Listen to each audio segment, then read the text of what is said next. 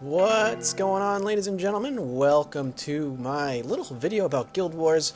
I apologize if you hear ventrilo noises in the background, as I was on ventrilo when playing the game.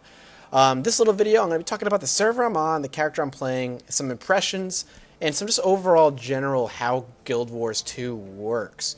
If you haven't played Guild Wars, and this is probably a good place for you to start, place I am actually in is called Divinity's Reach, but we'll get to that in a minute. I just want to talk a little bit about the game. Just to get right off the bat, is this game a WoW killer? Is this game revolutionary? I doubt it's a WoW killer. To be honest, WoW's killing itself. Don't have to worry about having a WoW killer anymore. WoW's on the downward turn. So we're going to talk a little bit about the game and just kind of chat about particular aspects of what I like, what I don't like, what this game does new, what it doesn't do new, etc., etc., etc. So like I said, we're starting off here. This is my character. He is a thief. I'm like level 4 or 5. I'm in the main city. It is Divine Reach. Now, it's a huge, huge city. It has lots and lots of sections. And if you saw when I loaded into the city, it said I was on an overflow server. That's the first thing I want to address here. So this game does something unique where if a server is full, they don't throw you into a queue. What they do is they put you onto an overflow server. What that means is you can keep playing, keep doing your quests. It's like a joint server. And then when your main server is ready, it will give you the little command like you saw a few seconds ago, and you hit join. Bam. Then you go into the main server, and here you are. You're in the main server. You're going to see me spinning the camera around a lot, and the reason for that is I am thoroughly impressed with the way the game looks. It is very artistic, I guess. It's like they aimed for a comic book type of feel. And they did a really good job with it. It really does feel comic booky. It does really feel like you're kind of like the way the words are written, the way there's like the ink splash. It's very, very artistic. Kind of similar to how Street Fighter 4 does their like inky splashes throughout the game. This game kind of brings that small element with its writing and the kind of like the splash screens. Other than that, the graphics itself are very clean, they're quite nice, they're crisp, they're clear, and it really looks really good, and I don't think it requires a very powerful computer to do. I'm basically exploring a little bit of Divine Reach here, and you're going to see me going through areas where there are just some confetti going on. I'm going to go into a carnival area. I'm just kind of looking around, because I love that about MMOs. I kind of miss that feeling in MMOs where you have this freedom to explore, and exploring is fun. And again, I really, really miss that. I didn't ever get that feeling with Star Wars. Star Wars was a WoW clone, and I think that's why I just didn't get that feeling. It just didn't do enough differently. What it brought to the table was a personalized story, some choices that didn't really change too much, and voice acting. Now, what this game brings that's similar to that is the voice acting, some choices you have to make in the beginning when making your character, and I'll talk about that in a little later, and voice acting. Did I say voice acting? Voice acting, personal story, and some personal choices in the beginning of the game. That's all. The story kind of molds itself around those early choices that you make when you create your character, and there I am just checking the graphics out again. I'm really, really loving it. So, when I created my thief, you had a choice of how were you raised. Were you an orphan? Were you raised on the streets? Or were you nobility? Then you choose who your parents were. Did you know your parents? Did you only know your mother? Etc., etc. And then you choose a god that you worship. So I was nobility, and you're going to see that come into play in a little bit.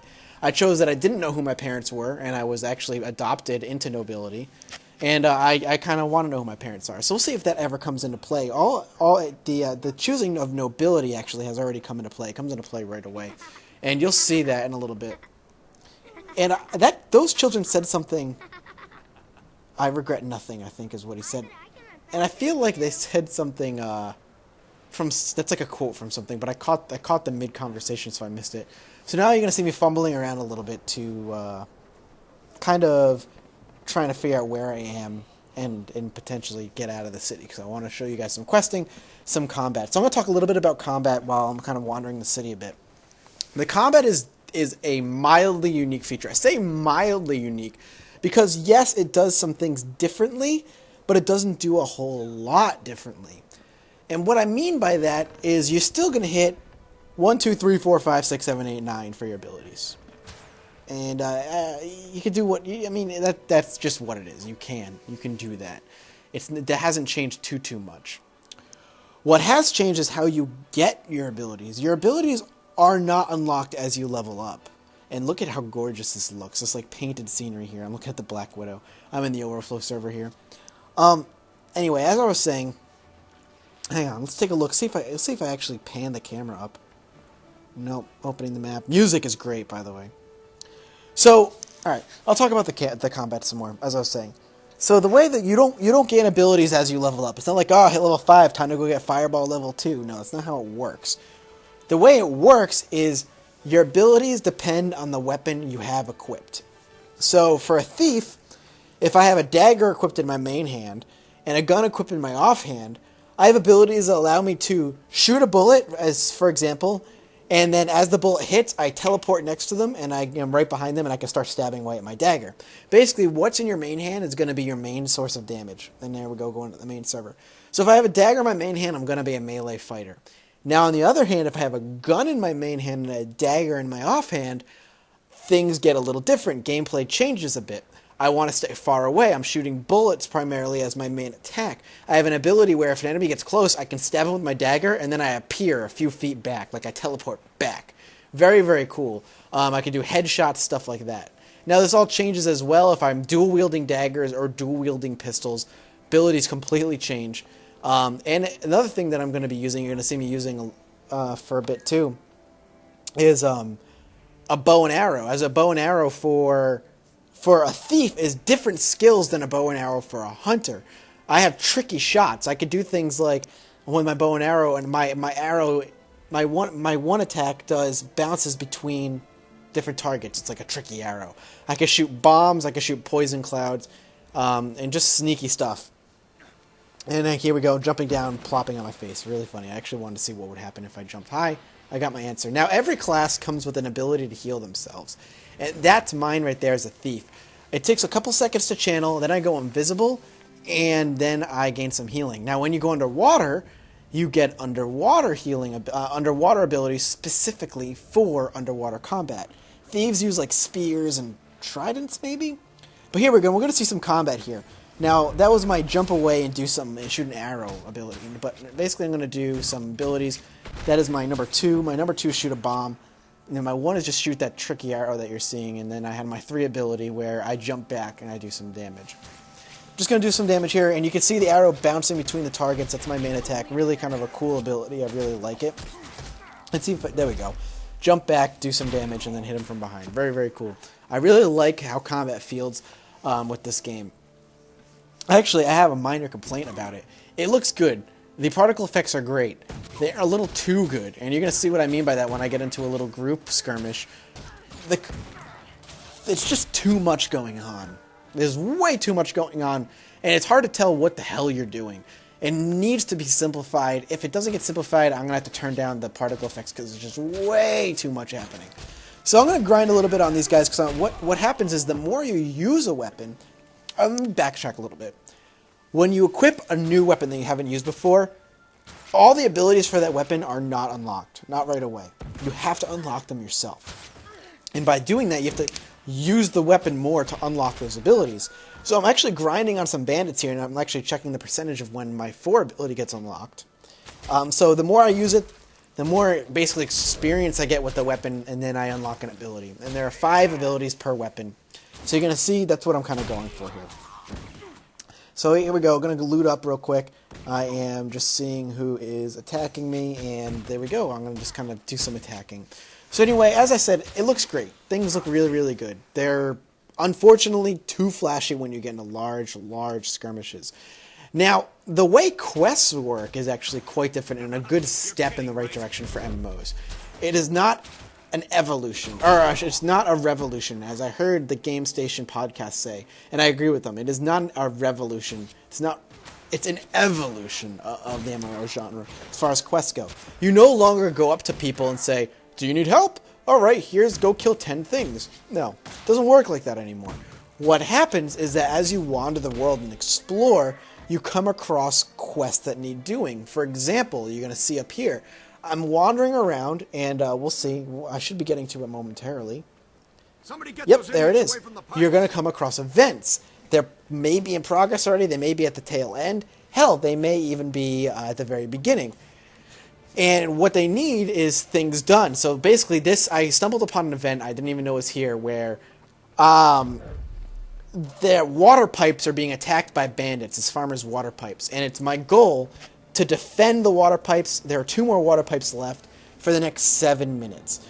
And I am going to get rated gold, silver, bronze, depending on how active I am during this quest. The higher rated I am, the more experience and money I get at the end of it. So here's somebody else. She's wearing purple, so I'm assuming she's a mesmer. And mesmers are really, really tricky because they create illusions. But it's very cool. So I see one. Here comes another player. So we're going to start seeing players gather because they stumble across the quest. And this is a really cool thing I like about the game. It kind of gives you this unique living world feeling where, oh, this guy needs help. And here come a bunch of heroes that are just kind of walking by and go, you know what, I'll help. I'll help, why not? Now we can work together. And I'm like, oh, that's actually really awesome. So now we're going to stop these bandits from bringing bombs to these pipes and going to kind of try to get some experience here by doing it and participating. So I'm looking around. We're looking for anybody. And oh, hey, there's a bandit. And he's walking really slow. That's weird. Let's go see if I can stop him. Alright, I'm hitting him. I'm not doing a lot of damage. And it says bandit carrier, I think is what it says. I can't read it. It's actually too small print right now of where I'm actually watching. I'm actually doing this post-commentary, obviously. Dropping a poison cloud. Going to do some damage here. Going to slowly pick away. And he's going to summon help. And there we go. Luckily, with this short bow, I'm able to just bounce arrows between them and actually do AoE damage, essentially. And I'm going to drop poison clouds, and I'm going to drop, explosive bombs when I need to. Going to jump back a couple times. Don't want to get something too close. There's a nice bomb. I'm going to take this guy out and try to participate. Now, what I really like and what it reminds me of is back in the day with Warhammer Online where they introduced this, like, world quests. Take that idea, and I know other MMOs have done it since, and even Mists of Pandaria introducing it, but take that idea and make that the main way you do quests, and that's this game in a nutshell. So you can see I got a gold medal here. I participated in some event where I stopped these bomb carriers, and apparently it was another event that I actually stumbled across on. I didn't realize it, and I was like, oh, I gotta do it again. These guys are the ones carrying the bombs over to the pipes. I'm obviously gotta stop them. So I'm gonna take down another one, not really realizing that this was actually a separate event, and I got some experience for it. And I think I leveled up for it too, which gives me a skill point at level 5, and you're going to see me open up that menu in a little bit. And I'm going to try and stop this guy. I'm actually doing way more damage now, I think, that I leveled up. Bam. Looking good. Just going to be finishing him off. And so anyway, back to the way that quests work. I really like the way quests work in this game. It brings, like I said, a very dynamic feel and a very alive feel. It feels like the world is happening around you whether you're there or not. You're not going to have this quest giver giving you this quest. If you want to find quests, you have to look for them. Now, they're not hard to find. Obviously, they're typically on your route to your main quest. But there are quests that you can only find if you go out and explore the world. And that I freaking love. Because as I said earlier, one of my favorite things to do when I first played WoW was to explore the world of Azeroth. Primarily because it was a familiar world. I had played Warcraft 2, 3, even 1. And now I finally got to explore it on a personal level. And now I get to do that again here with Guild Wars 2. Now look at all those abilities that I can unlock with one skill point. I don't end up making a decision in this video. I'm actually going to go back and do some research on those abilities. There's a lot of abilities to choose, and I'm not quite sure how many skill points I'm going to get. I assume I'll get enough to unlock them all eventually, since I think the level cap is 80, and I'm not going to worry about it too much. Now, so far, the early game has been fun. Granted, I'm very early level, but I've gotten to see a good chunk. The early game zones are beautiful. I love the colors. It's very bright. It's very vibrant. What the end game in this game is not the end game in WoW. You have to keep in mind, what Guild Wars 1 was primarily a PvP game. And Guild Wars 2 maintains that tradition while actually raising the bar in their own personal way to make PvE a more focused part of the game. There are raids, there are dungeons, and I think they were the same in Guild Wars 1, but it wasn't nearly as prominent. Now, raids and stuff is going to be something I'll obviously do some videos for as time goes on. But the raids are not the focus. It's not the end game. Actually, what raids provide are not epic gear. That's actually not even part of the game. Epic gear, what they actually provide is very unique looking gear. So you look badass. You look really cool. But as I get more details on how that works when I get to it, I'll bring them to you.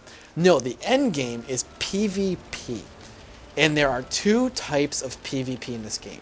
There's drop-in PvP, where you just queue up and you play a drop-in that's very similar to Arathi Basin, where you're capturing points, and you're capturing points, you're holding them for a certain amount of time, gaining points as that happens, until you win.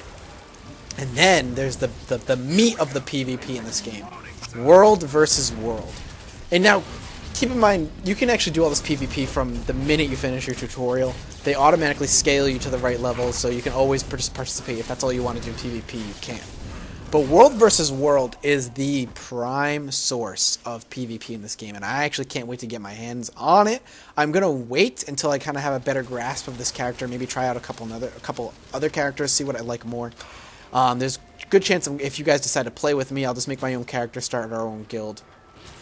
Now, the way the World v. World works is 3 servers fighting against each other. So when you join your server, there's not factions like Alliance versus Horde. You're all working for the same server. So when you join World versus World, it's your server versus another server versus another server. And you're fighting again, like sieging castles, attacking on this huge battlefield, and you do it for 2 weeks. You do it for 2 weeks until eventually, then they figure out who gained the most points, and then they move on. And then they're going to pair you up with 2 new servers, so you're not going to be fighting the same people for months on end. It's this huge, awesome thing, and I'm definitely going to do some videos on World vs. World because it seems so freaking cool. And it's going to be so freaking awesome. I cannot wait. So as you can see, whoop, my computer just went to sleep on me. I hope nothing happened there. As you can see, we are about to finish up this quest. There's about a minute or 2 left. And we're just kind of cleaning up the bomb carriers, just trying to finish things off. Now, one of the cool things that this game does with its quest that I didn't mention is if you say you fail a stage, if for some reason the bandits do end up bombing the water pipes because there just weren't enough players to defend it, or we just did a very shitty job, we're gonna the quest branches off and says, okay, you failed this particular part. We're going to move on, and now this quest is going to go with this branch. And it's going to branch off and do something different and say, you have to do this now. And that's a new ability, by the way, that I just got. I'll talk about that in a second. That's a really cool ability. But as a thief, I actually forgot to mention my F1 ability. Everybody has an F1 ability, essentially.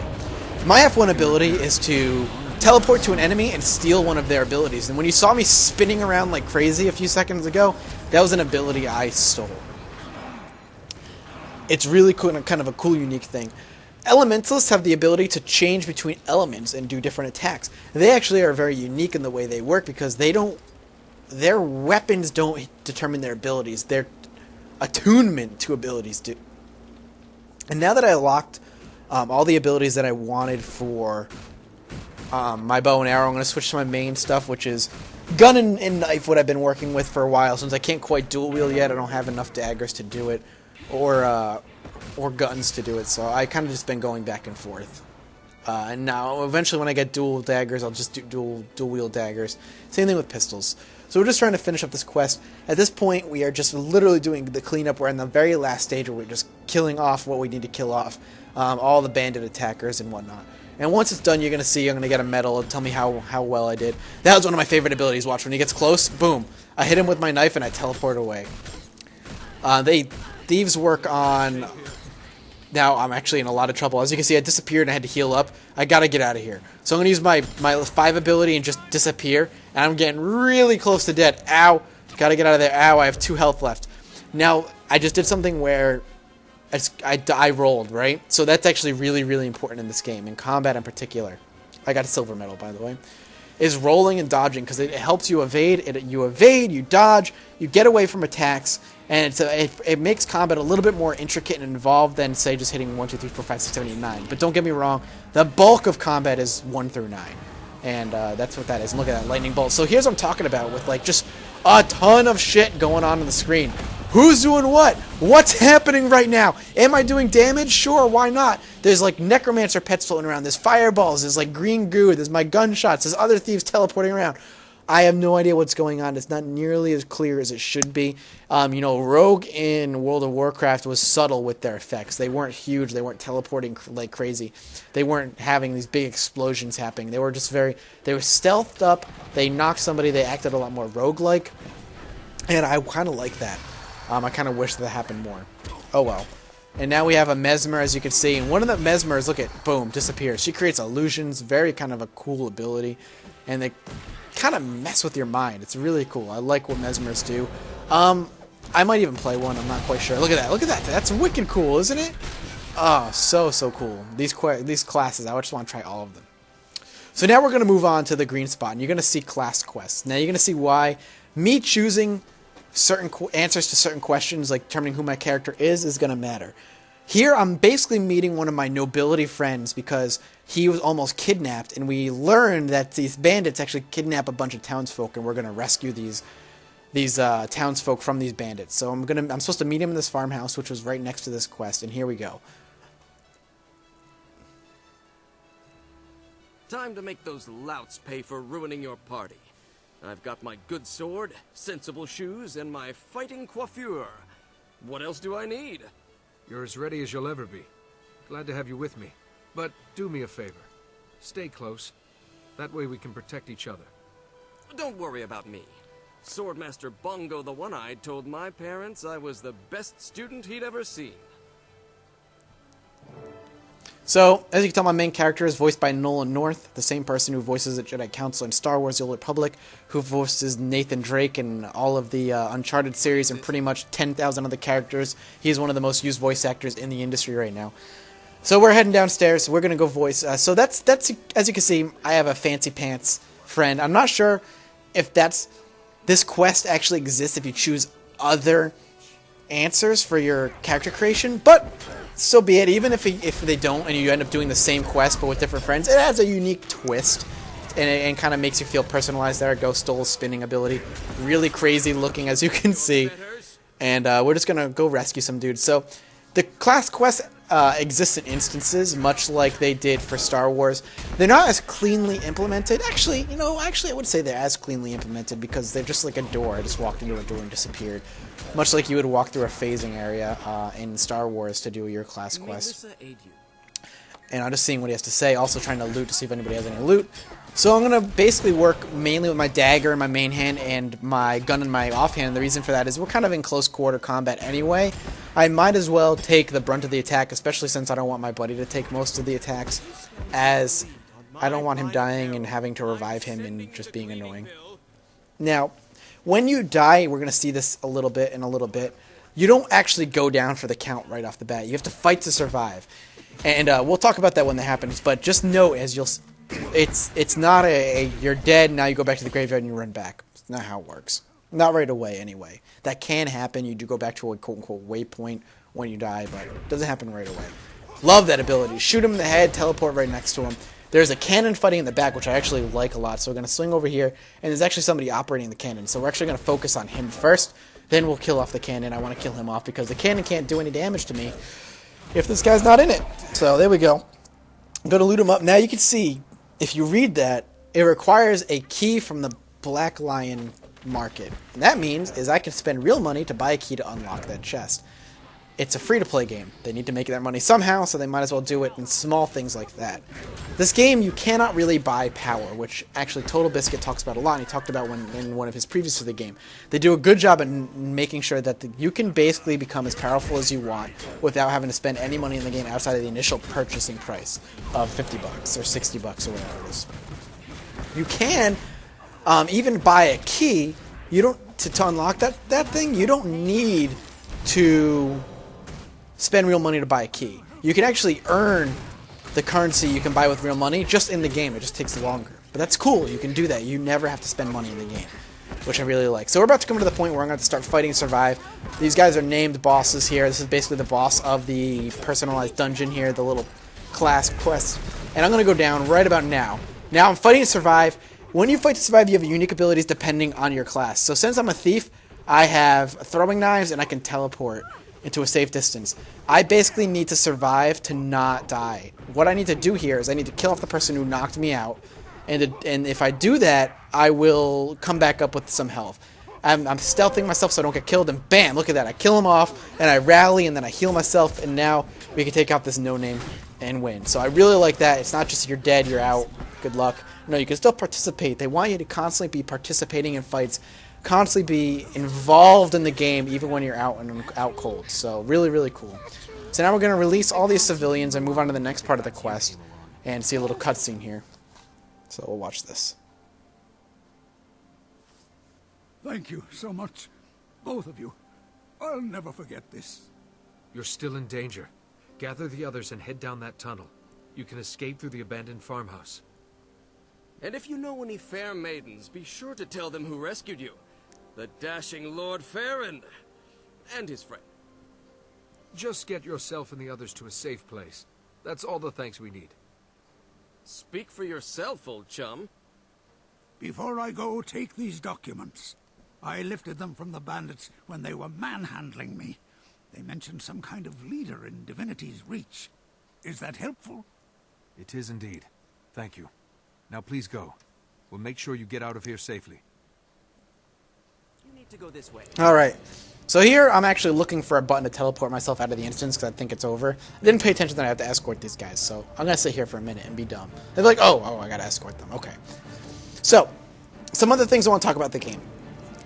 When you make your character, and well, I should say, when you choose your server, you are stuck on that server forever. All the characters you ever make will be on that server because of the world versus world aspect of the game. That's what they want you to do. It's fine. It's cool. I have no problem with that. Actually, in the early parts of the launch of the game, they're allowing you free server transfers for now, just so you and your friends can get together. They're not going to charge you the server transfer until all your friends get together. Protect me. So that's kind of cool. As well as... I'm sorry, I'm just thinking here. Well, I'm just watching the combat. So that's kind of cool. Outside of that, not much else you can do as far as servers goes. I'm assuming they'll eventually have paid server transfers. But I'm going to give you guys the name of my server. I am actually playing on Northern Shiverpeak. That is where you will see me playing this game. So if you want to join Northern Shiverpeak, have all your friends join it, whatever, we can start a guild, Mathis Defense Force or something goofy, or we can just take a poll for names. But if you guys want to play with me, that's where you need to find me. Northern Shiverpeak, we can start a guild, we can have some fun. You can even join me and my friends guild if you want, we can do that. Make us a pretty huge guild, in fact, if you guys all decide to play. But that's really cool. So we're going to be doing the last part here of this quest. We're going to be basically escorting these guys out through the farmhouse and basically calling it a day after that. So I am having fun with the game. I am impressed, but I'm not drooling over it. I'm not a fanboy. I didn't expect this to be the second coming of MMOs. I don't think that's anywhere nearby yet. I don't think the second coming of MMOs is anywhere nearby yet. MMOs have a lot of work to do. And the reason I say that is because the age of MMOs has kind of come to this point where players devour content faster than developers can produce it. And one of the cool things about that is Captain Thackeray, let's we've play. had the most marvelous adventure. My friend and I defeated these delinquents with panache and aplomb. You're just in time to celebrate our victory. I'm amazed. And again, I should have known the hero of Shaymore wouldn't let your kidnapping go unanswered. No one hurts my friends without answering to me. And look, we found this letter in the bandit cave. Someone in Divinity's Reach is pulling their strings. No common thug would use such expensive parchment. There's a paper maker at the trading post named Sinfurserai. Terribly prickly man, but I bet he could identify the design. Captain Thackeray, let me talk to the papermaker. I'll get the information you need without anyone realizing the Seraph are aware of the traitor in the city. A solid plan. I'm grateful for the help, but be careful. Whoever's behind this plot is playing rough. I'll be waiting in the city to hear what you find.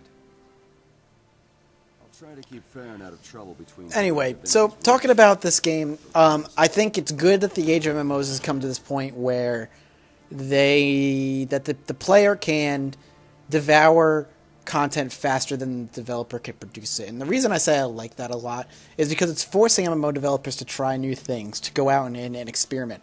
And it doesn't help the MMO genre that the MOBA genre has now become so popular, because you get that leveling up feeling, that getting more powerful as you buy more gear feeling through the MOBA genre at this point. It allows you to get that in about a 30-minute span, as opposed to, months. But that's going to be it, guys. So if you want to play, feel free to join me on the Northern Shiverpeaks. I will be there playing. We can start a guild and we can have some fun. Until then, I hope you guys enjoyed this little sneak peek at Guild Wars 2. If you guys want to see more about it, let me know, but it is not going to be my focus, as my focus is, and as always, will be indie games for the most part. So I'll see you guys soon. Mathis Games, signing out.